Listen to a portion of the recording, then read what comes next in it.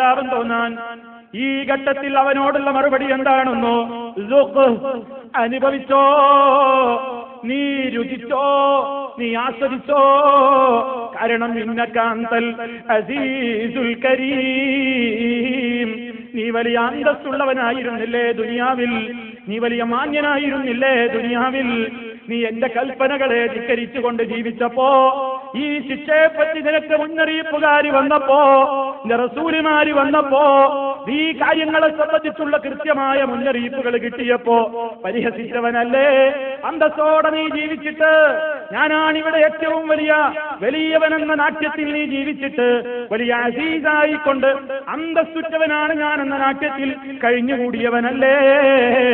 നീ വലിയ മാന്യനായി കഴിഞ്ഞവനല്ലേ? അനുഭവിച്ചോളൂ.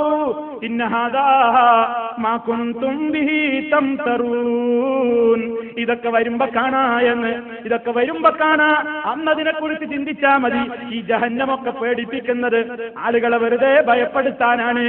അതൊന്നും സംഭവിക്കാൻ പോകുന്നില്ല. അതൊക്കെ ചില മായകളാണ്, അതൊക്കെ ചില ചെറിയ വ്യാഖ്യാനങ്ങൾ മാത്രമാണ്. ആളുകൾ ഇങ്ങനെ ജനങ്ങൾ ധിക്കാരം ചെയ്യാതെ, വലിയ ധിക്കാരികളും താന്തോന്നികളും ഒന്നുമാകാതെ നല്ലവരായി ജീവിക്കാൻ വേണ്ടി, അവരെ പേടിപ്പിക്കാൻ വേണ്ടി പറഞ്ഞതാണ് ഈ ജഹന്നമൊക്കെ. അതല്ലാതെ അതിലൊന്നും വലിയ കാര്യമില്ലെന്ന് പറഞ്ഞ് ഇതിനെക്കുറിച്ചൊക്കെ സംശയത്തിൽ കഴിഞ്ഞവരല്ലേ നിങ്ങൾ? ഇന്നഹാദാ, ഇതാ ഈ ശിക്ഷയാണ്, ഈ നരകമാണ്. മാ കുൻതും ബിഹി തംതറൂൻ, നിങ്ങൾ സംശയിച്ചിരുന്ന നരകമാണ്. അങ്ങനെയൊക്കെ ഉണ്ടാവൂ. എന്നാ വരുമ്പോ കാണാം. എന്നാ പിന്നെ അവിടെ പരലോകത്തെത്തിയിട്ടല്ലേ? അത് ഇപ്പോഴൊന്നുമല്ലല്ലോ. ജഹന്നം ഓർമ്മ വരാഞ്ഞിട്ടാണോ തെറ്റുകൾ ചെയ്യുന്നത്? അല്ല, ദുനിയാവിൽ അത് നമുക്കില്ല. അത് വരുന്ന കാലഘട്ടത്തല്ലേ, മറ്റൊരു ലോകത്തിനടക്കാനുള്ള സംഗതിയല്ലേ എന്ന് ചിന്തിച്ചുകൊണ്ടാണ് ആളുകൾ അങ്ങനെ ചെയ്യുന്നത്. അതുകൊണ്ട് അല്ലാഹു റബ്ബുൽ ആലമീൻ പറയാണ്, മാന്യമായ ഒരു ഭക്ഷണവും അവർക്കില്ല. വെള്ളിയാഴ്ച ദിവസം നമ്മൾ രണ്ടാമത്തെ റക്അത്തിൽ ഓതുന്ന അതാ സൂറത്തുൽ ഗാശിയയിൽ അല്ലാഹു തആല പറഞ്ഞില്ലേ, ലൈസ ലഹും തആം, ആ ജഹന്നമിൽ പാപികൾക്കൊന്നൊരു ഭക്ഷണവുമില്ല. ഇല്ലാ മിൻ ദരീഅ്, ദരീഇൽ നിന്നല്ലാതെ. ദരീഅാണ് ഭക്ഷണം. ആ ഭക്ഷണം കൊണ്ടത് കാര്യമാണ്? അതൊരു ഭക്ഷണമാണോ? ലാ യുസ്മിനു, അതൊരു പോഷണവും നൽകുന്നതല്ല. വലാ യുഗ്നീ മിൻ ജൂഅ്, വിശപ്പിനത് പരിഹാരവുമല്ല. വിശക്കുന്നവൻ അത് വാരി വലിച്ച് തിന്നുന്നു, ദാഹമുള്ളവൻ വാരി വലിച്ച് കുടിക്കുന്നു. അവർ ഈ ഒട്ടകം ദാഹരോഗം പിടിപെട്ട ഒട്ടകങ്ങൾ ടാങ്ക് കണക്കിന് വെള്ളം കുടിക്കാറുണ്ട്. അത് അറബികൾക്കറിയാം. വിശുദ്ധ ഖുർആൻ അതിനെ സംബന്ധിച്ച് പറഞ്ഞു കൊടുക്കുകയാണ്. നരകത്തിയിൽ കിടന്ന് തിളച്ചുമറിയുന്ന ആ വെള്ളം പോലും മുഖത്തേക്കങ്ങടുപ്പിച്ചാൽ മുഖത്തിന്റെ തൊലികൾ മുഴുവനും ആ വെള്ളത്തിലേക്ക് ചൂടിന്റെ കാഠിന്യം കൊണ്ട് ഉരുകിയൊലിക്കാൻ മാത്രം കഠിനകഠോരമായ ആ വെള്ളം പോലും, ഒരു തുള്ളി പോലും ആസ്വദിക്കാൻ കഴിയാത്തത്ര ഭീകരമായ ചൂടുള്ള ആ വെള്ളം പോലും അതാ ദാഹരോഗം പിടിപെട്ട ഒട്ടകം അത്യാർത്തിയിൽ ടാങ്ക് കണക്കിന് വെള്ളം വലിച്ചകത്താക്കും പോലെ ഫശാരിബൂന ശുർബൽ ഹീം, ദാഹരോഗം പിടിപെട്ട ഒട്ടകം വലിച്ചു കുടിക്കും പോലെ പാപികൾ ആ അത്യുഷ്ടജലവും വലിച്ചു കുടിക്കുന്നതാണ്. അത് അവരിലൂടെ ഉരുകി ഒലിക്കുകയാണ് പുറത്തേക്ക്. എത്രയാണ് അത് നമുക്ക് വിവരിക്കാനും വിശദീകരിക്കാനൊന്നും കഴിയൂല, ഒരിക്കലും കഴിയൂല. വിശുദ്ധ ഖുർആൻ പറഞ്ഞത് എത്രയാണ്. ഇനിയോണ്ട് കുടിപ്പിക്കാൻ കൊടുക്കപ്പെടുന്ന പാനീയങ്ങളെ വിശുദ്ധ ഖുർആൻ പറഞ്ഞത് അവർക്ക് കുടിക്കാനുള്ളത് ഗസ്സാഖാണ്, ഗിസ്ലീനാണ്. ഇതൊക്കെ ഖുർആനിട്ട പേരുകളാണ്, ഖുർആൻ പറഞ്ഞ പേരുകളാണ്.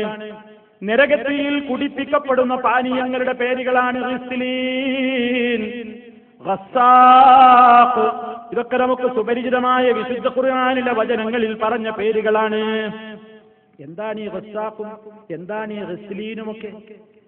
മഹാന്മാരായ പണ്ഡിതന്മാർ വിശദീകരിക്കുന്നു.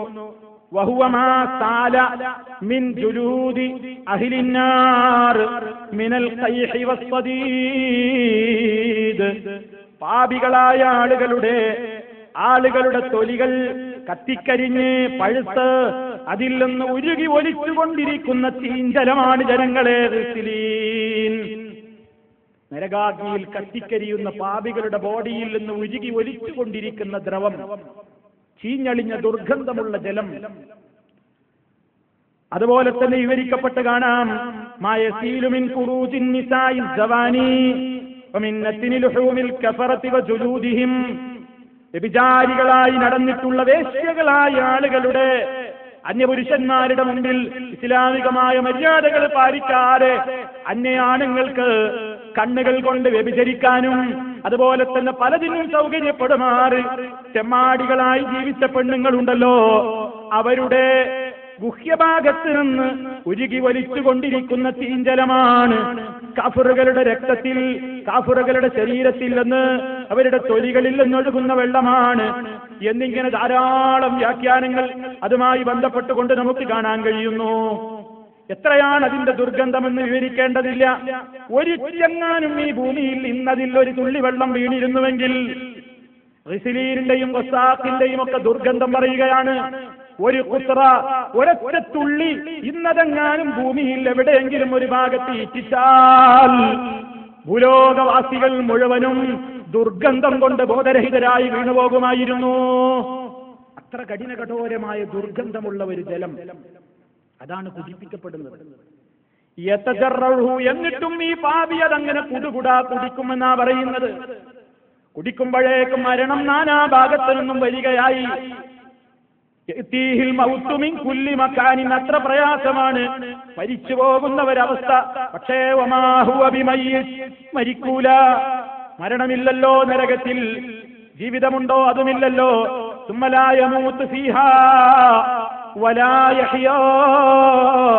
അവിടെ മരണമില്ല, എന്നാൽ ഒരു ജീവിതമുണ്ടോ? നല്ല ഒരു ജീവിതം അതുമില്ല. ആ കഠിനകഠോരമായ നരകം. ആ നരകാഗ്നിയിൽ ഇനി വസ്ത്രം ധരിക്കുന്നില്ലേ, വസ്ത്രം ധരിപ്പിക്കപ്പെടുന്നില്ലേ, അതും ഒരു ശിക്ഷയാണ്. ഭക്ഷണം കിട്ടുന്നൊരു ശിക്ഷയാണ്, വെള്ളം കുടിപ്പിക്കാൻ കൊടുക്കുന്നൊരു ശിക്ഷയാണ്, കാറ്റ് വീശുന്നൊരു ശിക്ഷയാണ്, തണല് കിട്ടുന്നൊരു ശിക്ഷയാണ്, ഒരു പുക ഉയരുന്നുണ്ടെങ്കിൽ അതൊരു ശിക്ഷയാണ്. അവിടെ മുഴുവനും ശിക്ഷയാണ്. ഇനി വസ്ത്രം നൽകിക്കൊണ്ടുള്ള ശിക്ഷ നോക്കൂ. ഫല്ലദീന കഫറൂ ഖുത്തിഅത് ലഹും സിയാബും മിൻ നാർ. നരകത്തീ കൊണ്ടുള്ള പ്രത്യേക വസ്ത്രങ്ങളാണ് അവർക്ക് ധരിപ്പിക്കപ്പെടുന്നത്. സറാബീലുഹും മിൻ ഖതിറാൻ. ഉരുകി ഒലിക്കുന്ന ചെമ്പ് കൊണ്ടുള്ള ഡ്രസ്സുകൾ, ഉരുകി ഒലിക്കുന്ന ഈയം, ഉരുകി ഒലിക്കുന്ന ലോഹം, അതുകൊണ്ട് നെയ്തെടുത്ത പുതപ്പുകൾ, വസ്ത്രങ്ങൾ, അതാണ് അവർക്ക് പുതപ്പിക്കുന്നത്, അതാണ് അവർക്ക് ധരിപ്പിക്കപ്പെടുന്നത്. എല്ലാം ഖുർആനാണ് പറയുന്നത്. നമുക്കൊന്നും തോന്നിയില്ല. നമ്മൾ ഒരുപാട് കേട്ടു, ഒരുപാട് അറിഞ്ഞതാണ്. പക്ഷേ നമ്മുടെ മനസ്സിൽ അത് തോന്നി. പലപ്പോഴും ആളുകൾ ചിന്തിച്ചു, തീയിലിട്ട് കഴിഞ്ഞാൽ ഇത്ര വലിയ തീയാണെങ്കിൽ അതങ്ങ് പെട്ടെന്നങ്ങ് കരിഞ്ഞാ പിന്നെ ഒന്നും അറിയില്ലല്ലോ.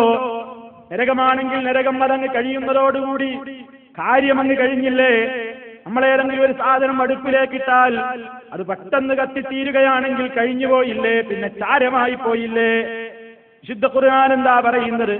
ആ ഒരു മോഹവും ബാക്കിയാക്കാത്ത നിലക്ക് പറയുന്നു, ഇന്നല്ലദീന കഫറൂ ബിആയാതിനാ സൗഫ നുസ്ലീഹിം നാറാ. നമ്മുടെ ആയത്തുകളിൽ അവിശ്വസിച്ചിട്ടുള്ള ധിക്കാരികൾ നരകാഗ്നിയിൽ നാം അവരെ കടത്തിയരിക്കുക തന്നെ ചെയ്യുന്നതാണ്. കുല്ലമാ നദിദത് ജുലൂദുഹും. അവരുടെ തൊലികൾ അങ്ങനെ പഴുത്തു പാകമായി കൊണ്ടിരിക്കുമ്പോഴെല്ലാം, ഓരോ തൊലിയും കത്തിക്കരിഞ്ഞിങ്ങനെ മാറുമ്പോഴെല്ലാം, ബദ്ദൽനാഹും, നാം അവർക്ക് ബദല് കൊടുക്കുന്നു, നാം അവിടെ പകരം കൊണ്ടുവരുന്നു.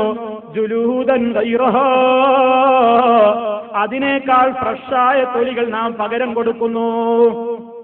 ഒരു തൊലി അങ്ങ് കത്തിത്തീരുമ്പോഴേക്ക് അടുത്ത തൊലി അവിടെ വളർന്നു, അതങ്ങ് പഴുക്കുമ്പോഴേക്ക് അടുത്തത് വന്നു. അങ്ങനെ നിരന്തരം അവിടെ ഫ്രഷ് തൊലികൾ ഇങ്ങനെ വരികയാണ്. കാരണം മനുഷ്യന്റെ വേദന അറിയണമെങ്കിൽ ശരീരത്തിൽ തൊലി വേണം. ത്വക്കിലൂടെയാണ്, തൊലിയിലൂടെയാണ് നമ്മൾ സ്പർശന സുഖം അറിയുന്നത്.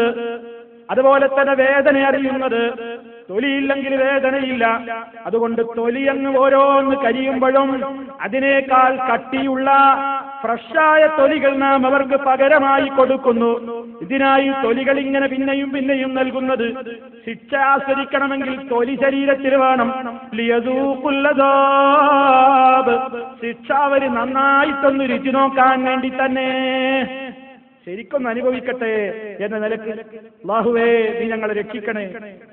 നോക്കൂ സഹോദരന്മാരെ, മനുഷ്യൻ ഇതൊക്കെ ഇങ്ങനെ അനുഭവിക്കുമ്പോണ്ടല്ലോ കുറച്ചു കാലം കഴിയുമ്പോൾ അതിന്നൊക്കെ ഒരു രക്ഷ ഉണ്ടാവില്ലേ?